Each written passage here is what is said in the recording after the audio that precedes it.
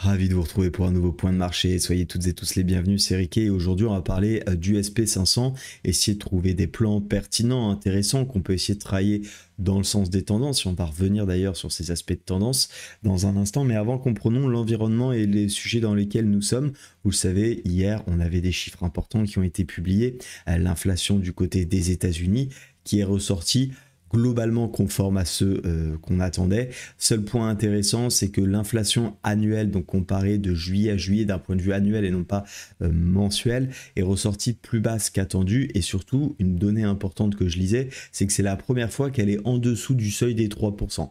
Donc c'est plutôt une donnée qui est appréciée par les marchés, puisque je vous rappelle que l'objectif, c'est de voir cette Fed baisser ses taux, parce qu'on a une crainte potentielle de récession qui pourrait arriver, comme on l'avait vu avec une augmentation du taux de chômage, même si la semaine dernière, et d'ailleurs on suivra celle d'aujourd'hui, puisque je rappelle que tous les jeudis, on a les inscriptions hebdomadaires au chômage. La semaine dernière, on avait eu des inscriptions hebdomadaires au chômage inférieures aux attentes, donc ça avait rassuré un petit peu les marchés. Mais c'est vrai qu'il y a un risque qui plane un petit peu de récession, de potentielle contraction de l'économie. Et donc on a envie de savoir si effectivement la Fed va baisser ses taux. Tout ce qui va dans le sens de la Fed, à savoir un chômage qui est contrôlé avec de l'inflation qui baisse, c'est plutôt des événements et des éléments d'ailleurs intéressants pour une potentielle baisse des taux. D'ailleurs, si on regarde un petit peu où est-ce qu'on en est concernant les prévisions du marché, en tout cas sur quelles sont les estimations, et bien les opérateurs nous montrent bien ici que 63% du marché s'attend à une baisse de 25 points de base et 36% pour faire simple s'attendent à une baisse de 50 points de base, donc de baisse entre guillemets, donc 50 points de base, ce qui fait de toute façon que sur septembre on s'attend à 100% à une baisse.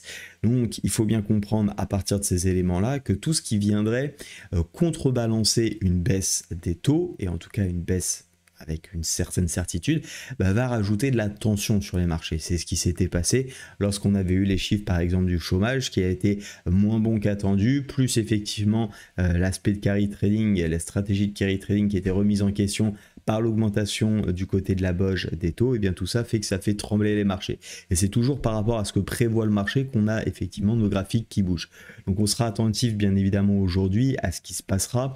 On a également des données importantes concernant justement l'économie avec les ventes au détail ainsi que l'indice manufacturier de la Fed. Donc toutes ces données à 14h30, on essaiera d'en faire un résumé. D'ailleurs, je vous rappelle que tous les jours, je vous partage l'analyse des news. D'ailleurs, hier, je vous avais fait un plan sur le Nasdaq. Je vous avais dit avant la session, donc vers 14h30, voilà, 14h35 juste après publication, pas de grosse surprise concernant l'inflation, légèrement en baisse sur l'annuel. À suivre comment les marchés réagissent, vous n'avez qu'à suivre les plans que je vous avais donnés hier dans la vidéo, juste avant de parler du SP500. C'est vrai que sur le Nasdaq, on le voit bien, pas de gros écarts par rapport aux prévisions, pas de grosses impulsions, c'est aussi simple que ça. Je vous rappelle, actuellement on est vraiment à la recherche de catalyseurs pour pousser dans le sens du marché. L'idée c'était de continuer à chercher des achats. J'avais deux plans. Le premier plutôt d'aller chercher une zone de correction en cas de news un petit peu moins bonne, donc ça veut dire une inflation un petit peu plus élevée, ce qui n'a pas été le cas, donc on n'est pas venu pour le moment, en tout cas le marché n'a pas souhaité revenir sur ces zones effectivement importantes de support, et pour l'instant on continue légèrement d'augmenter, on a une petite correction au début de session, puis finalement on a réussi à maintenir. L'objectif c'est toujours le même, c'est ce que je vous ai donné, objectif 1 19 359, objectif 2 19 600. Voilà, donc du côté du SP500, un petit peu dans cette même dynamique, quand on regarde du côté du daily, on est quand même sur une belle impulsion baissière, mais on a sauvé le dernier niveau important. Pourquoi je parle du dernier niveau important? Parce que regardez, si on reprend toute la hausse depuis le 19 avril, finalement les 0,618, je vais vous retirer pour pas qu'on soit biaisé avec les doubles Fibonacci, voilà, c'est plus clair. Sur cette hausse, ici, on a réussi à tenir le 0,618. Il avait été légèrement cassé, encore une fois, pour moi, c'est toujours des zones, parce qu'on avait surtout observé cette zone de support, et les zones de support, de demande, comme on peut le dire, sont toujours plus importantes, bien évidemment, qu'un Fibonacci, qui permet d'affiner finalement l'étude, et on voit bien que la zone ici 5200 5250 était une zone importante sur laquelle on est venu creuser un petit peu, qui a été défendue pour finalement repartir grâce notamment aux chiffres de l'emploi la semaine passée, comme on peut le voir ici sur le jeudi 8 août, et avec donc les chiffres des prix à la production meilleurs qu'attendus.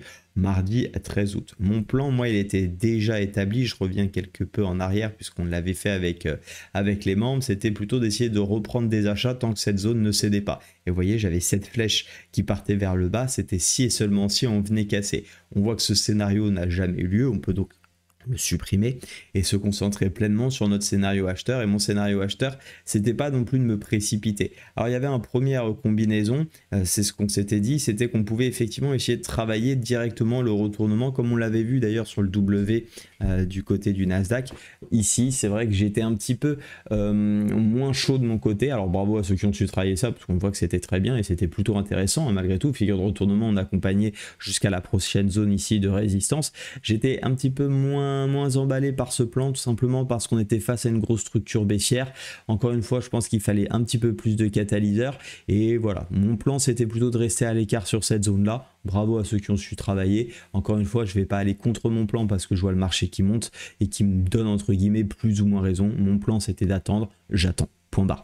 Le but c'est pas d'être tout le temps dans le marché et effectivement mon objectif c'est de s'affranchir de cette zone qu'on va pouvoir revenir potentiellement tester hein, bien entendu dans la journée, dans peut-être les prochains jours et de travailler au-dessus des 0,618 par exemple pour un petit swing.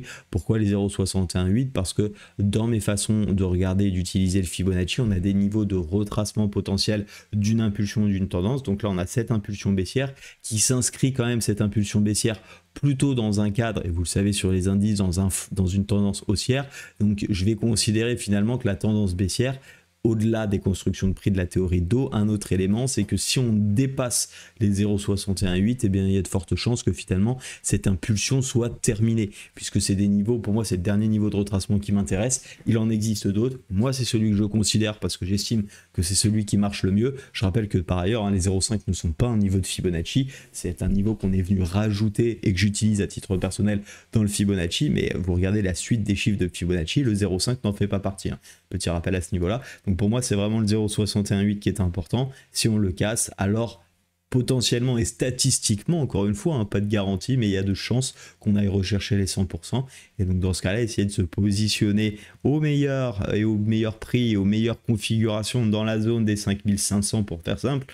Hein, l'idée c'est pas d'être pile poil sur 0,68, bien qu'on puisse, et de venir s'invalider comme vous le voyez légèrement sous les 0,5 de cette dernière impulsion, parce qu'on aura du coup, eh bien, ce support désormais qui viendra jouer son rôle. En tout cas c'est le plan sur lequel on espère en cas de potentielle correction. Bien évidemment nous ce qu'on souhaite c'est que ça explose direct, mais vous le savez, entre ce qu'on souhaite et ce que les marchés font, il y a toujours un monde.